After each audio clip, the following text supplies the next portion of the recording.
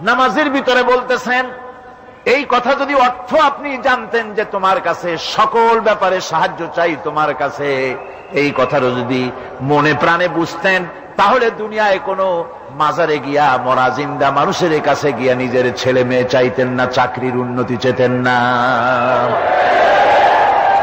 আপনি নামাজের ভিতরে বলতেছেন আপনার কাছে, আয় আল্লাহ আপনার কাছে সর্বপ্রকারের সাহায্য আপনার কাছে চাই।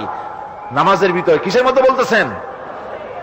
বিশ্বাস যদি করতেন, যদি বুঝতেন, তাহলে যত বড় পীর আসুক দেশ থেকে আর বিদেশ থেকে, সন্তান চাওয়ার জন্য পাগল হয়ে পায়ের উপরে পড়ে থাকতেন না, আল্লাহর কাছেই চাইতেন। কার কাছে চাইতেন? এরপরে বলতেছেন, আস্তাগফিরুকা, তোমার কাছে ক্ষমা চাই, গুনাহ করেছি, অনেক গুনাহ করেছি, তোমার কাছে ক্ষমা চাই, কারণ সাহায্য করতে পারো তুমি, গুনাহও মাফ করতে পারো তুমি। গুনাহ মাফ করার ক্ষমতা কি আছে পৃথিবীর কারো?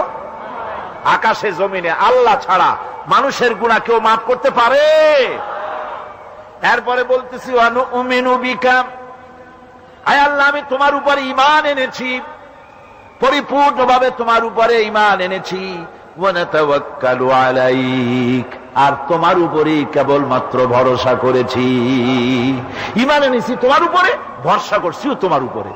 এই কথাগুলি যদি আমরা বুঝতাম, তাহলে আত্মাটা বড় হয়ে যেত, মাথাটা আল্লাহ ছাড়া কারো সামনে নত হতো না। ঠিক না বেটি?